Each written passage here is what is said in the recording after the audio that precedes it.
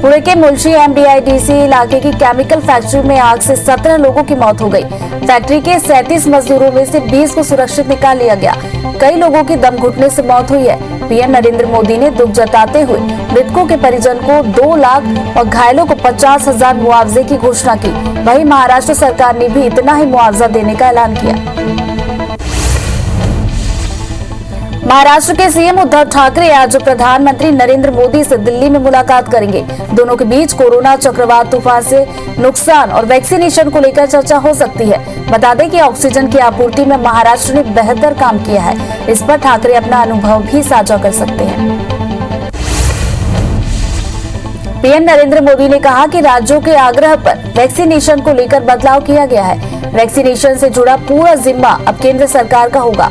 21 जून से सभी राज्यों को मुफ्त वैक्सीन मिलेगी। उन्होंने कहा कि 18+ के सभी लोगों का वैक्सीनेशन केंद्र सरकार कराएगी। भारत सरकार सभी लोगों को मुफ्त वैक्सीन देगी।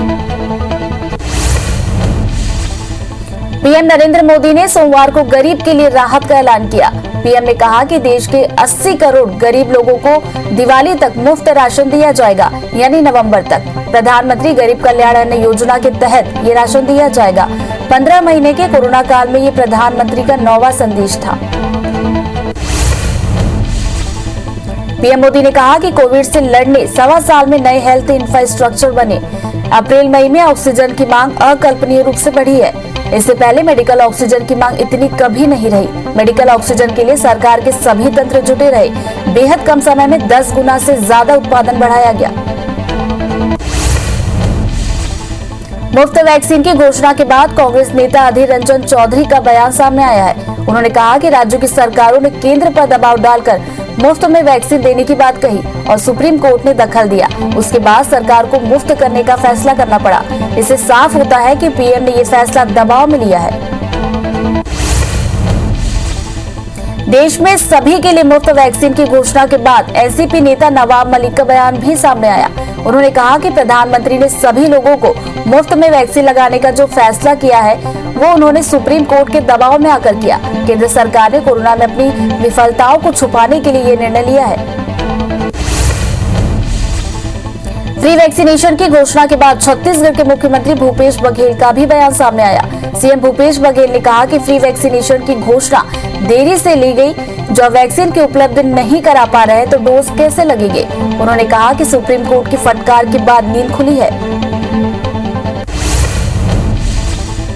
सीएम शिवराज सिंह चौहान ने पीएम नरेंद्र मोदी के निर्णय का स्वागत किया।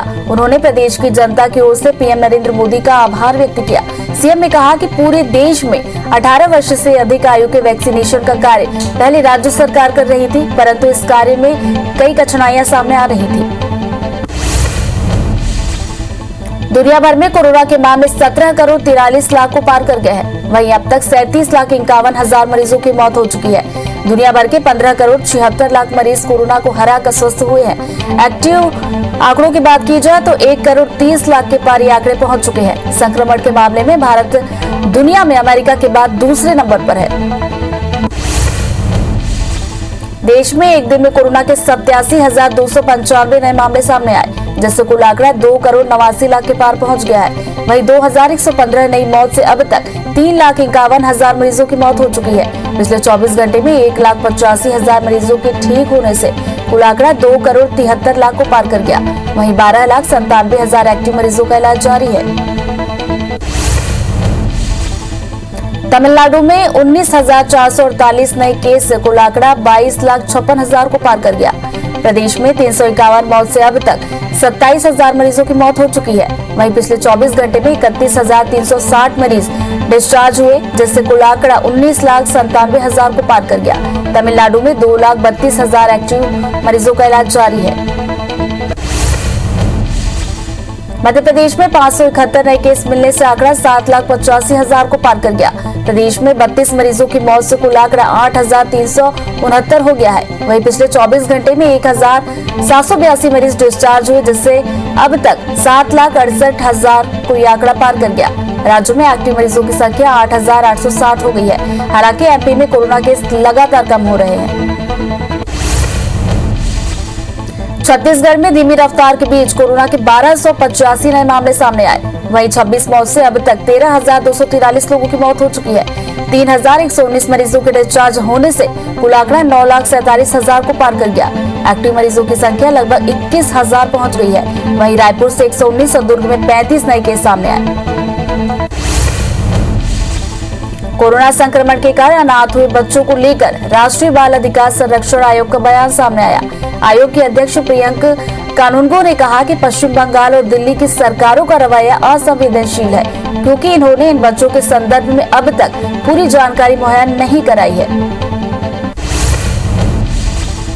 केंद्रीय स्वास्थ्य मंत्रालय ने सोमवार को कहा कि अब तक 28 राज्यों से 28,252 ब्लैक फंगस के मामले सामने आए हैं, जिसमें से 86% मामले कोरोना संक्रमित मरीजों में मिले हैं। इसके अलावा 62.3% मरीज डायबिटीज के हैं। उन्होंने कहा कि महाराष्ट्र में सबसे अधिक ब्लैक फंगस के मामले सामने आ रहे हैं। भारतीय अंतरिक्ष अनुसंधान संगठन ने बेहद कम लागत वाले 3 अलग अलग प्रकार के वेंटिलेटर तैयार किए हैं। इसी के साथ इसरो ने कम लागत वाला ऑक्सीजन कंसंट्रेटर भी तैयार किया। डिजाइन और एक्सपर्ट्स के आधार पर तीनों वेंटिलेटर्स को प्राण, वायु और स्वास्थ्य नाम दिया गया है। कैबिनेट मंत्री यशोधरा राजे सिंधिया ने शिवपुरी मेडिकल कॉलेज और जिला अस्पताल में व्यवस्थाओं का जायजा लिया और बेहतर काम करने वाले स्वास्थ्य कर्मियों को सम्मानित किया। मीडिया से बात करते हुए कहा कि हमने 8 सप्ताह में बहुत कुछ सीखा कि कैसे आपदा से निपटा जाता है। अब आ जाए कोरोना, हम तैयार हैं।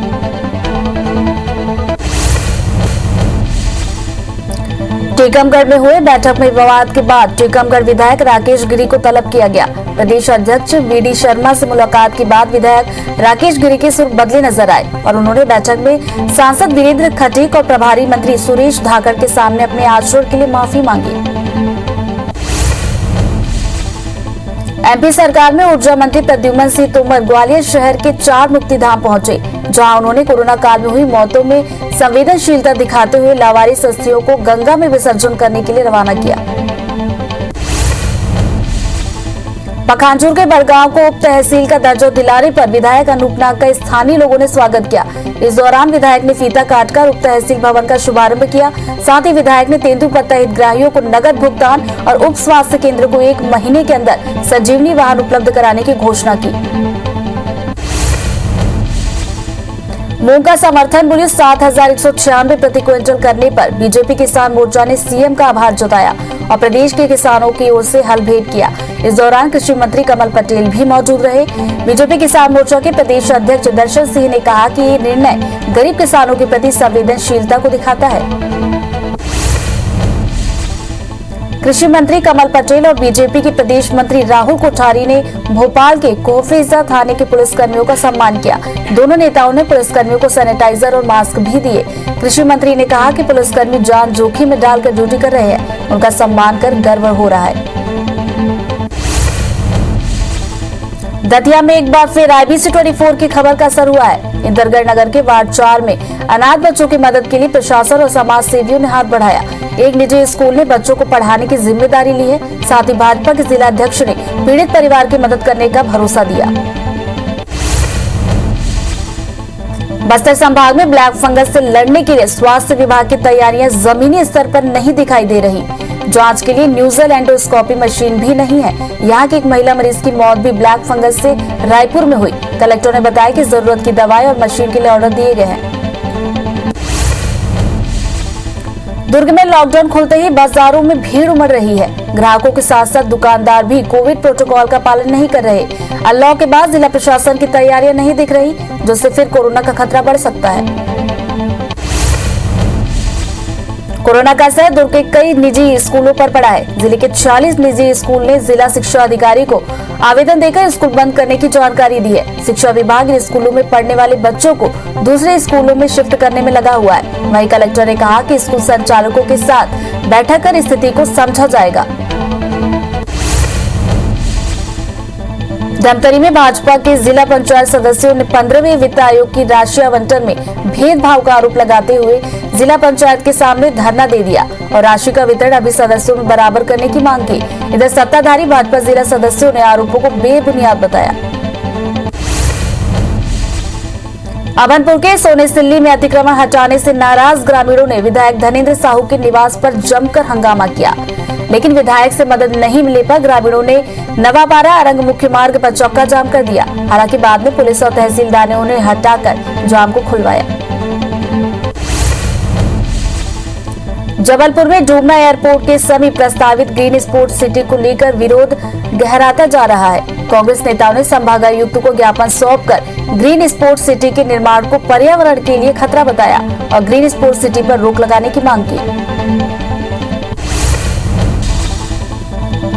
पुणे के मुलसी MIDC इलाके की केमिकल फैक्ट्री में आग से 17 लोगों की मौत हो गई। फैक्ट्री के 37 मजदूरों में से 20 लोगों को सुरक्षित निकाल लिया गया है। कई लोगों की दम घुटने से मौत हुई है। पीएम नरेंद्र मोदी ने दुख जताते हुए मृतकों के परिजनों को 2 लाख और घायलों को 50,000 मुआवजे की घोषणा की। वहीं महाराष्ट्र सरकार ने भी इतना ही मुआवजा देने का ऐलान किया। पुणे केमिकल फैक्ट्री में आग से 17 लोगों की मौत पर पीएम नरेंद्र मोदी ने दुख जताते हुए मृतकों के परिजनों को 2-2 लाख और घायलों को 50,000 मुआवजे की घोषणा की। वहीं महाराष्ट्र के डिप्टी सीएम अजित पवार ने मृतकों के परिजनों को 5 लाख और घायलों को 50,000 मुआवजा देने का ऐलान किया। महाराष्ट्र के सीएम उद्धव ठाकरे आज पीएम नरेंद्र मोदी से दिल्ली में मुलाकात करेंगे। दोनों के बीच कोरोना चक्रवात, तूफान से नुकसान और वैक्सीनेशन को लेकर चर्चा हो सकती है। बता दें कि ऑक्सीजन की आपूर्ति में महाराष्ट्र ने बेहतर काम किया है। इस पर ठाकरे अपना अनुभव भी साझा कर सकते हैं।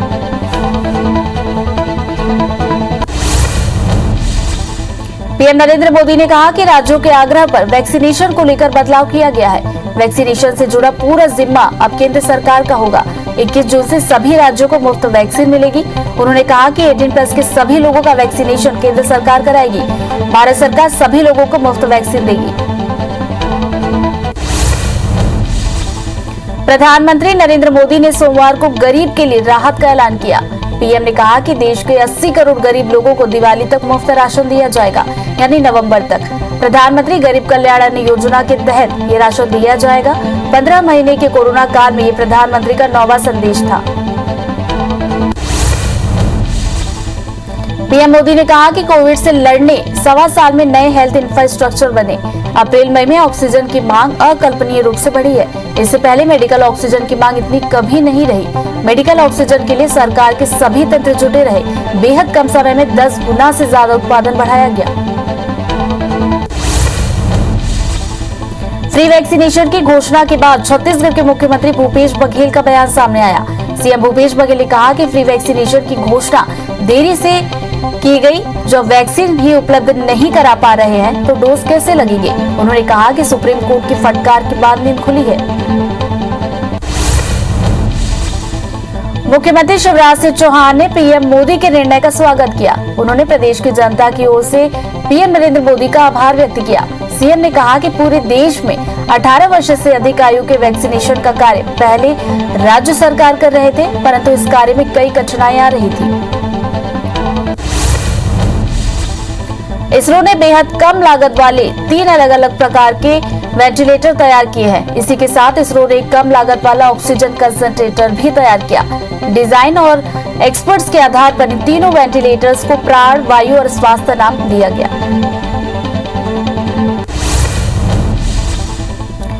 दुनिया भर में कोरोना के मामले 17 करोड़ 43 लाख को पार कर गए। वहीं अब तक 37,51,000 मरीजों की मौत हो चुकी है। दुनिया भर के 15 करोड़ 76 लाख मरीज कोरोना को हराकर स्वस्थ हुए हैं। एक्टिव मामले 1 करोड़ 30 लाख के पार पहुंच गए। संक्रमण के मामले में भारत दुनिया में अमेरिका के बाद दूसरे नंबर पर है। देश में एक दिन में कोरोना के 87,295 नए मामले सामने आए, जिससे कुल आंकड़ा 2 करोड़ 89 लाख के पार पहुंच गया है। वहीं 2,115 नई मौत से अब तक 3,51,000 मरीजों की मौत हुई है। पिछले 24 घंटे में 1,85,000 मरीजों के ठीक होने से कुल आंकड़ा 2 करोड़ 73 लाख को पार कर गया। वहीं 12,97,000 एक्टिव मरीजों का इलाज जारी है।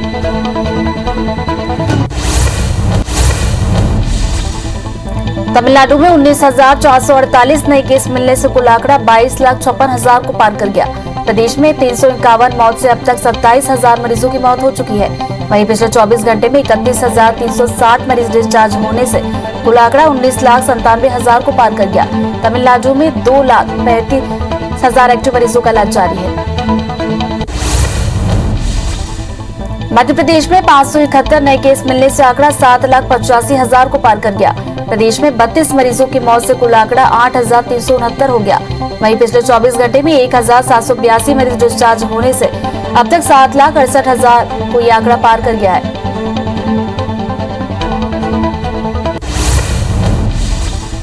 छत्तीसगढ़ में धीमी रफ्तार के बीच कोरोना के 1285 नए मामले सामने आए। वहीं 26 मौत से अब तक 13,243 लोगों की मौत हो चुकी है। 3,119 मरीजों के डिस्चार्ज होने से कुल आंकड़ा 9,47,000 को पार कर गया। भोपाल में आज सीएम शिवराज सिंह चौहान कैबिनेट की बैठक लेंगे। बैठक में कई प्रस्तावों को मंजूरी मिल सकती है। इंजेक्शन के खर्च को लेकर भी प्रस्ताव रखा जाएगा। आज सीएम भूपेश बघेल दुर्ग और बालोद जिले को नई सौगात देंगे। दुर्ग में 285 करोड़ रुपए की 57 कार्यों की सौगात दी जाएगी, तो वहीं बालोद में 399 करोड़ रुपए के विकास कार्यों का लोकार्पण किया जाएगा। छत्तीसगढ़ में प्रशिक्षित बीएडीएस संघ राजधानी में प्रदर्शन के लिए जुटेगा। चयन के बाद भी नियुक्ति नहीं मिलने से नाराज संघ आज सीएम हाउस का घेराव करेगा। बीएडीएस शिक्षक संघ आर पार की लड़ाई के मूड में है। संघ आज सीएम हाउस के सामने धरना देंगे, जिसके बाद कल यानी 9 जून से भूख हड़ताल भी करेंगे। छत्तीसगढ़ में प्रशिक्षित बीएडीएस संघ के प्रदर्शन पर पूर्व सीएम रमन सिंह ने ट्वीट कर सरकार पर निशाना साधा। मुझे सूचना मिली है कि शिक्षक भर्ती की मांग को लेकर अभ्यर्थी आंदोलन करने वाले थे, लेकिन पुलिस ने शिक्षक संघ के पदाधिकारियों को घर से उठा लिया। रायपुर में 12वीं परीक्षा रद्द करने की मांग को लेकर भारतीय जनता युवा मोर्चा के कार्यकर्ता सरकार के खिलाफ मोर्चा खोलेंगे, जहां प्रतिनिधिमंडल राज्यपाल से मिलने के लिए प्रदेश के सभी कलेक्टरों को ज्ञापन सौंपेंगे। धमतरी में भाजपा के जिला पंचायत सदस्यों ने 15वें वित्त आयोग की राशि आवंटन में भेदभाव का आरोप लगाते हुए जिला पंचायत के सामने धरने पर बैठ गए और राशि का वितरण सभी सदस्यों में बराबर करने की मांग की। टीकमगढ़ में हुए बैठक में विवाद के बाद टीकमगढ़ विधायक राकेश गिरी को तलब किया गया। प्रदेश अध्यक्ष वी डी शर्मा से मुलाकात के बाद विधायक राकेश गिरी के सुर बदले हुए नजर आए। एमपी सरकार में ऊर्जा मंत्री प्रद्युम्न सिंह तोमर ग्वालियर शहर के 4 मुक्तिधाम पहुंचे, जहां उन्होंने कोरोना काल में हुई मौतों में संवेदनशीलता दिखाते हुए लावारिस अस्थियों को गंगा में विसर्जन करने के लिए रवाना किया। पखानजोर के बड़गांव को उप तहसील का दर्जा दिलाने पर विधायक अनूप नाग का स्थानीय लोगों ने स्वागत किया। इस दौरान विधायक ने फीता काटकर उप तहसील भवन का शुभारंभ किया। मूंग का समर्थन मूल्य 7,196 प्रति क्विंटल करने पर बीजेपी किसान मोर्चा ने सीएम का आभार जताया और प्रदेश के किसानों की ओर से हल भेंट किया। कृषि मंत्री कमल पटेल और बीजेपी के प्रदेश मंत्री राहुल कोठारी ने भोपाल के कोफेजा थाने के पुलिसकर्मियों का सम्मान किया। दोनों नेताओं ने पुलिसकर्मियों को सैनिटाइजर और मास्क भी दिए। अभनपुर के सोनेसिल्ली में अतिक्रमण हटाने से नाराज ग्रामीणों ने विधायक धनेंद्र साहू के निवास पर जमकर हंगामा किया, लेकिन विधायक से मदद नहीं मिलने पर ग्रामीणों ने नवापारा आरंग मुख्य मार्ग पर चक्का जाम कर दिया। जबलपुर में डुमना एयरपोर्ट के समीप प्रस्तावित ग्रीन स्पोर्ट्स सिटी को लेकर विरोध लगातार गहराता जा रहा है। कांग्रेस नेताओं ने सभागायुक्त को ज्ञापन सौंपा है इस मामले में। दुर्ग में एक डेंटल कॉलेज के खुलने और छात्रों से मनमानी फीस वसूलने की शिकायत एनएसयूआई ने कलेक्टर से की है और इस मामले को संज्ञान लेते हुए कार्रवाई की मांग की।